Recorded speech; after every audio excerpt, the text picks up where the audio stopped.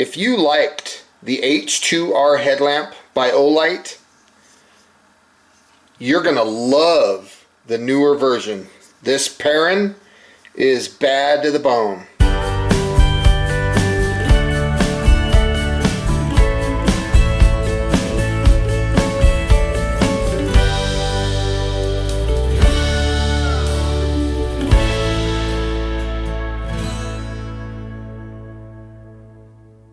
This is crazy. I'm excited to release this information to you guys.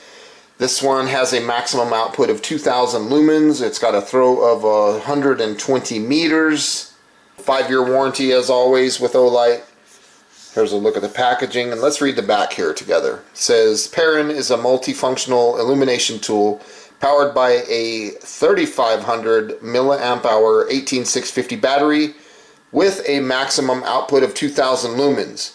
This compact, hands-free, right-angle light boasts the 3rd generation MCC, which holds 1.5 current. When the built-in infrared distance sensor detects an obstruction nearby, the brightness will automatically reduce to the lowest level for protection. Perun can be used as a handheld light with the provided pocket clip for a variety of attachment methods, as well as a headlamp with the optional magnetic head strap, making it a powerful, reliable, and vital tool for multiple activities in the dark.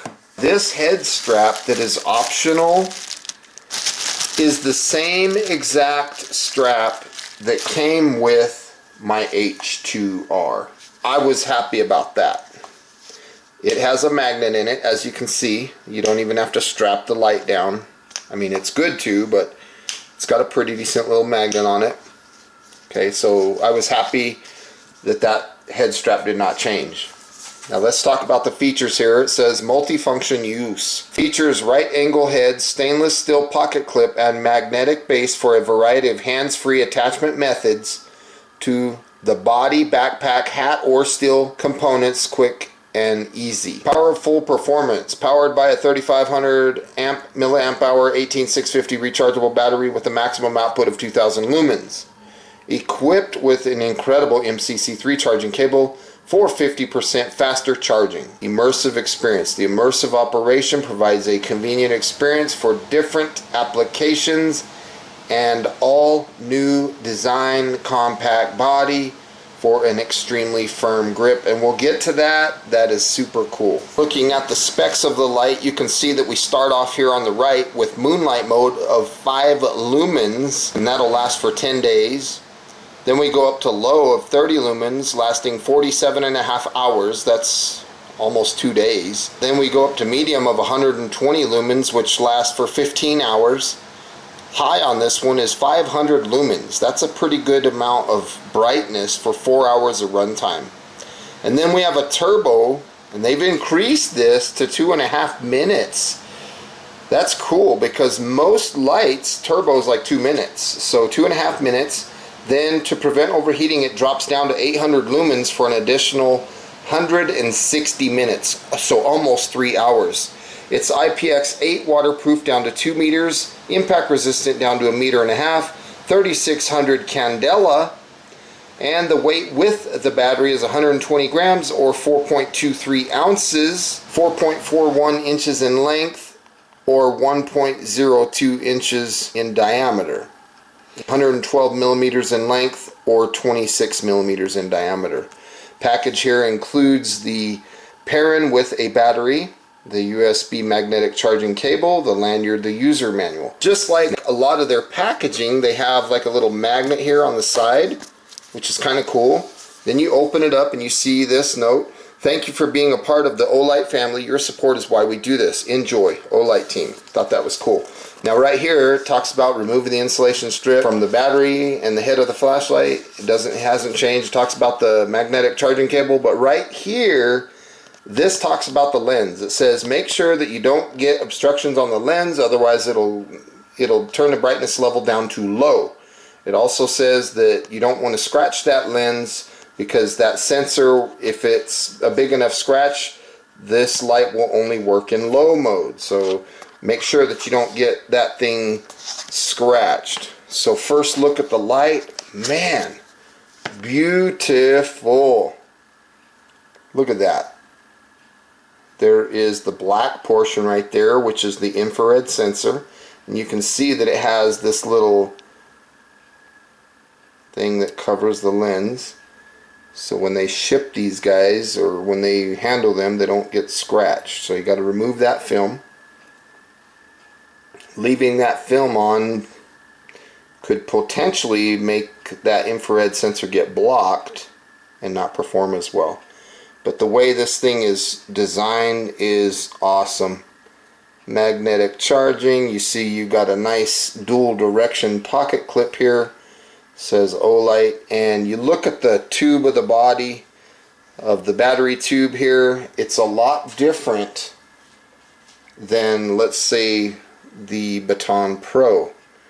It's like jumbo, where this thing was really nice. The S2R2, the bodies were nice, but this Perun looks awesome. The body is just like jumbo pattern or something. It's really cool. So the top where the headlight switch is hasn't changed. They have made the switch ring a little bit thicker than the H2R. The lens, it looks a little bit different, but again, the big thing here is that sensor there. You can kind of look at an angle and kind of get a glimpse. This is the TIR optic lens. Let's take a look at the battery here. This is just really nice looking product. There's that insulation film that we need to pull out. We'll put that in there. And then dumping the battery out. You look down into the battery tube. Let's see if I can get some light in here. Let's look down in there. So cool thing about this light is if it's an emergency situation, you can use a standard 18650 battery. Okay, now with that being said, if you use a standard 18650 in an emergency, you're going to lose your magnetic charging capability. Okay, so you'll have to charge that battery normal, like a battery charger. Here is the battery, standard 18650, running at 3500 milliamp hours, 3.6 volts, and it's a 12.6 watt hour battery, high discharge current battery, and it's protected. There's a look at the positive end of it, as well as the negative end of it. And the positive goes down into the battery tube. Now, one more thing I want to talk about when I'm talking about emergencies, that is, some lights will use dual CR123s or dual RCR123s in a survival situation or an emergency. Don't do that on this light. This is not designed to use dual CR123s. In fact, it says in the owner's manual that you could damage the circuitry of the light and damage the light. So let's continue to look before we turn that on, and let's see what else is in the packaging here. You notice the packaging is a little bit different. They're kind of changing things up a little bit. Right here you got that, and then big thank you in the bottom. So let's move these other lights out of the way for now. So here we got a magnetic charging cable, we have a lanyard and a lanyard tool, that's new, as well as the owner's manual. So when you open this up, the first thing you see is this little lanyard tool. I'm not sure what to think about that. To be honest with you, I kind of like I like the way that they were doing it by putting that little steel thing on the lanyard. But I'm probably not going to be using the lanyard anyway. So the first thing that falls out is the MCC3, and you'll note by the red bottom of it that this one can go from 1 amp to 1.5 amp all the way up to 2 amp in charging. So you'll plug this in, this will turn green when it's finished, red when it's charging, and the USB 2, you can use that on a solar panel, a battery bank, laptop, computer. You could do it in your car, your household, wall outlet, things like that. The next thing we see, what's going to come out next. The owner's manual right there, of course, and the lanyard. There's nothing left in the box. So here's a look at the lanyard. Pretty standard with the exception of they've gotten rid of the little part that they used to put on the lanyards. I wish they'd bring that back with this Perun. I kind of really liked the way they did that. That was a nice touch. I just feel that this tool is going to get lost. It's going to fall off the packaging and get lost. That's my opinion.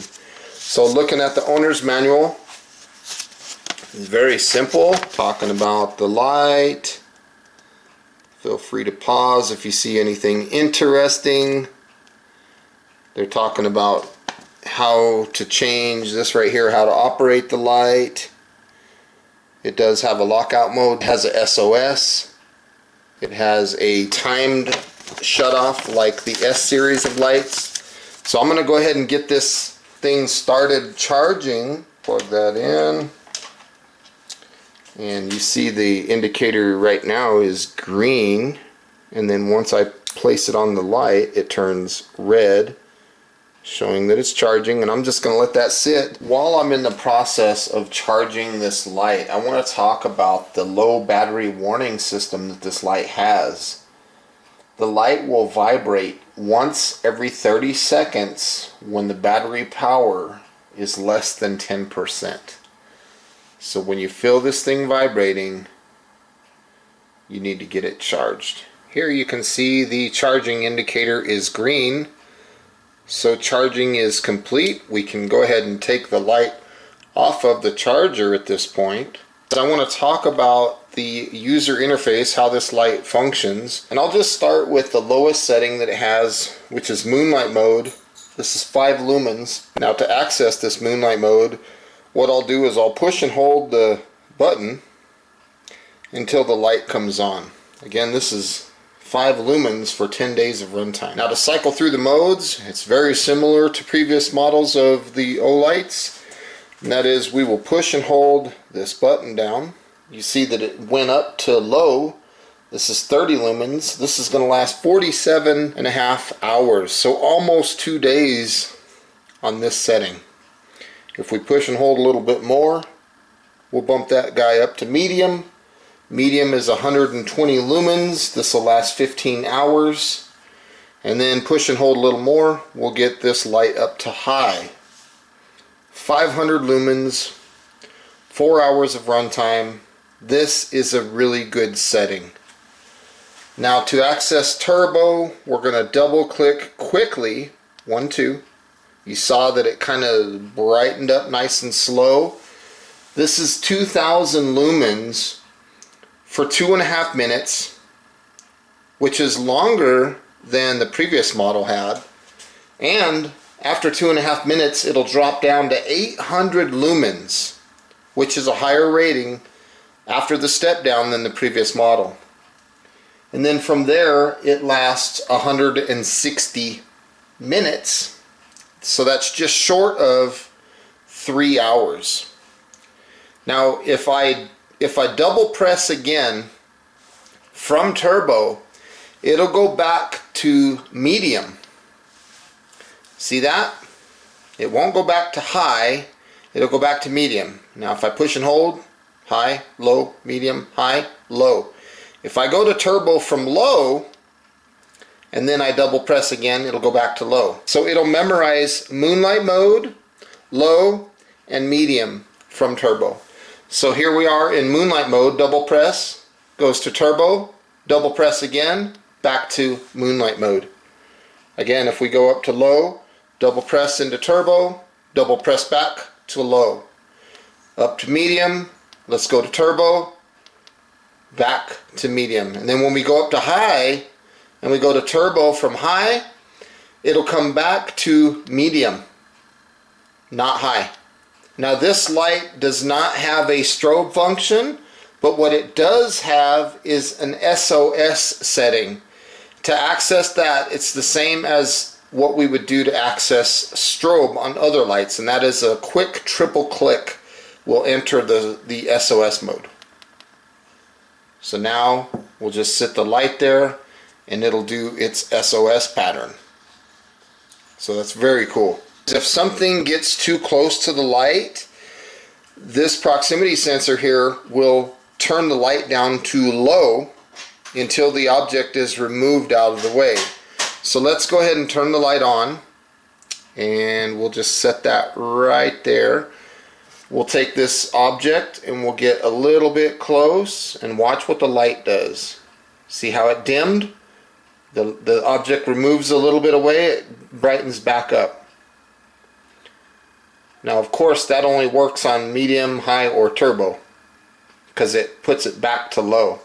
Now if you leave the object close and this sits for 1 minute, it will shut the light off. So not to make anything boring for you guys, but I'm going to go ahead and just let the light sit there for 1 minute, and you'll see that it automatically shuts off.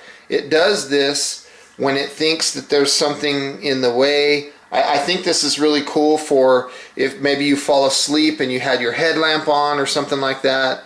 1 minute, automatic shut off. I think it's a really cool feature. This is something that the previous generation did not have. It didn't have a proximity sensor at all. So when things got too close to the last model, the H2R, they were just too close, and it would actually melt the lens and burn holes in your pocket of your pants and stuff like that. So you can see that the light just turned off. That's a remarkable feature that this light has. This light also functions with a timed shutoff function of 3 minutes and of 9 minutes. Let me go to a lower setting for that. So what I'm going to do is I'm going to press real quick, and then I'm going to press and hold. You see I got one acknowledgement flash. So one acknowledgement flash would mean a 3 minute, and then the light will automatically shut itself off. Now if I want the 9 minute, I'm just going to repeat the press and press hold, press and press hold. Whoops, I messed that up. There we go, we got the first one. Let's do it again. Now you see the 2 flashes. So the 2 flashes now tells me that this light will automatically turn off in 9 minutes. So it'll shut down on its own. So if you wanted to use it as a night light, you know, and you're going to fall asleep and you think you can do that in about 9 minutes, this light will automatically turn itself off. You don't sit there and drain the battery. So that's pretty cool. This is a very beautiful light. I really like the features that this light has. I think they did a good job on this one. I really enjoy this one. This light does have a lockout mode, so if you press and hold until you get to Moonlight Mode and then just keep holding until Moonlight Mode disappears, it will lock it out. So when you put it in your pack, you don't have to worry about the light coming on, you know, while you're hiking down the trail or whatever. Now to get it unlocked, you're just going to press and hold until you see Moonlight Mode again. This thing does have a nice strong magnet. So in the event that you need to work under the hood of a car or something like that, the magnet is plenty strong to support the weight of the light. Very nice feature. So let me turn the light on. Let's just go up to high. I like that setting. We're going to drop it in the water. You don't have to worry about any kind of little flaps that cover any charging ports or anything like that. That's one thing that I really like about Olight. You can just go straight in the water with them. You don't have to prepare it for water or anything like that by making sure a flap's shut or anything. The only thing that you would have to do is make sure that the body, the battery tube, is tight with the head, and that's pretty much stays that way.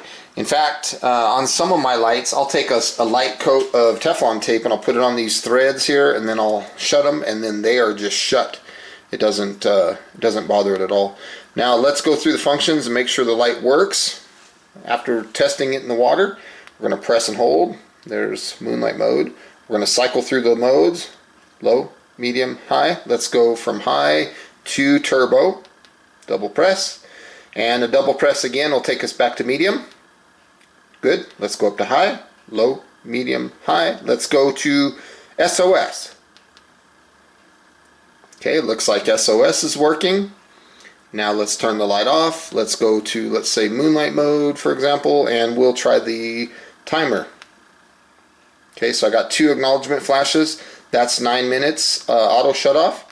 Let's do it again. We got 1 flash of acknowledgement, so that's 3 minutes, and the light will automatically shut off. Now let's test the proximity and make sure that it's still dimming. Looks like it's working well. Okay, and I'm not doing nothing to the light. I'm just moving my hand closer and further away. and the proximity sensor is working. Now if I get too close to the water, let's see what the light's gonna do. Proximity sensor is dimming the light based on the water. Now if it's a spray, like let's say maybe it's raining, is the rain, look at that. It is dimming the light. When there's water on the lens of the light, you see it's dimming the light. So what you would have to do in that situation is either get out of the rain or wipe the front of the lens with your finger to remove whatever is disrupting your light, whatever is disrupting that sensor.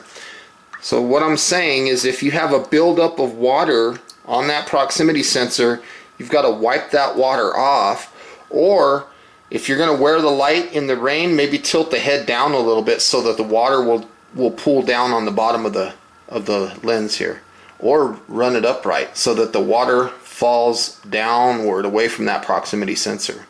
So let's go back to a spray here. Let's try that. We're going to hold it this way. A big heavy stream, look at that. It's really messing with that proximity sensor. So you got to get out of the rain for it to help out. And of course we're not going to be in this extreme of an environment, but I just want you guys to know what this light's going to do in the event that you do get caught in a heavy downpour. The worst case scenario here is the light's going to go to low, this setting right here. That's the worst case scenario, because from low it's not going to turn off. It will stay on low. You go higher than that though, you'll see that light kind of messing around. So I really hope that you got the point that I was trying to make there. But as far as I'm concerned, this Olight Perun has passed the IPX8 waterproof standard with flying colors. It's doing a phenomenal job. We're going to go ahead and test the impact resistance of this light. So I've turned the light on. Let's go to turbo. I'm going to drop it from about hip high. That thing bounced. Let's drop it sideways here. Makes a funny sound. Let's go lens first. This is the section of the video that I hate doing. Now we're going to drop it button down. There's a chance that the light might turn off. Looks like the light is still working, so let's cycle through the modes. Low, medium, high, low, medium, high, turbo, back to medium. Let's turn it off. Try firefly mode. That works. Let's try our 3-minute auto shut off, 9-minute auto shut off. Let's go to SOS. Looks like everything's working. Now let's go to a fairly bright setting and let's test the proximity sensor. Looks like it's working. So as far as I can tell, this light has passed the impact resistance testing at 1.5 meters. So let's take a closer look at the light and see if there's any damage to the light. A little bit of scratches and stuff on the lens, but that's to be expected when we're dropping these things. I don't see anything that's terribly bad. Nothing too crazy. So this thing is holding up, and it's holding up very well. I'm impressed. Right now I'm on Moonlight Mode of 5 lumens. On this setting it'll last for 10 days. You can see, like, for around camp, looking in your pack or something like that, reading labels, you know, even if you're going to bed in your hammock or your tent or something like that, this is a good setting for stuff like that. It's a very nice setting. You know, you can read packaging. Look at that. Good setting. And then if we bump it up, we'll bump it up to low. Again, this is 30 lumens for 47.5 hours. That's pretty good. That's short of 2 days. And then if we bump it up to medium, we are talking about 120 lumens. This is 15 hours of runtime, and I think this is going to be a really good setting. And again, let's talk about that proximity. See, it bumps it down to low as an object gets in the way. I really like that feature. I think it's really cool. If we bump it up to high, this is 500 lumens for 4 hours of runtime. I love how floody this beam is. It's just very floody. And while I'm talking about the light, let's not forget about the battery indicator. So if the flashlight starts vibrating every 30 seconds, it's telling you that your battery life is below 10%. Now let's bump it up from high to turbo. Turbo is 2000 lumens for 2.5 minutes, and then it drops down to 800 lumens for 160 minutes. So just short of 3 hours after the step down. That is a lot of light. And then push and hold cycles through. Let's take a look at the SOS function.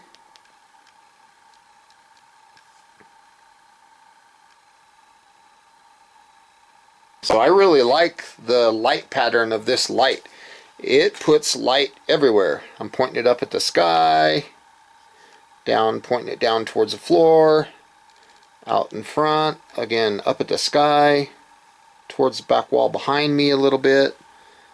This thing just does a really good job. So I think this is some really nice night shots for you guys. The maximum throw on this is 120 meters. So that's over a football field of distance. And to reach out that far with this floody of a beam, it's really going to light up a lot. And let's turn it off. I want to show you how to attach it to the head strap, and it's the exact same attachment point that we would use on the H2R. So you pull off the pocket clip first, put that in a safe place, and then the magnetic head strap just kind of holds it there temporarily, and then you pull this little band right over that little hook there, and now you have it where you can put it on your head and use it as a headlamp. Pretty cool. Very nice setup. I really like this light. I think it's going to do good things. Please make sure that you're paying attention to my channel, because there will be a release of this, and I will be doing a video about the upcoming Christmas 2019 flash sale, where they're going to release this at a discounted price. So stay tuned for that video. I want to say thank you to everybody for stopping by and taking a look at this Olight Perun. I like it. I think this thing is awesome. I loved the H2R. The H2R was phenomenal. And they just took a great thing and made it better. I'll be doing a comparison video in the near future about these two versus each other, and basically talking about the differences of them. But wow, I think they really hit a home run with this one. It's important to make sure that that proximity sensor stays clear, that your lens doesn't get scratched up a lot right here, because if that happens, you're probably going to have to send this in for a lens replacement or something like that. Otherwise the light will just be on low. It'll always be on low if that gets blocked. So again, thanks for watching. I hope you got some good, useful information. Please make sure to check the description box down below. Leave your comments down below. Like this video. Share this video. And as always, thanks for stopping by. I hope you have a beautiful day. We'll see you next time. Bye for now.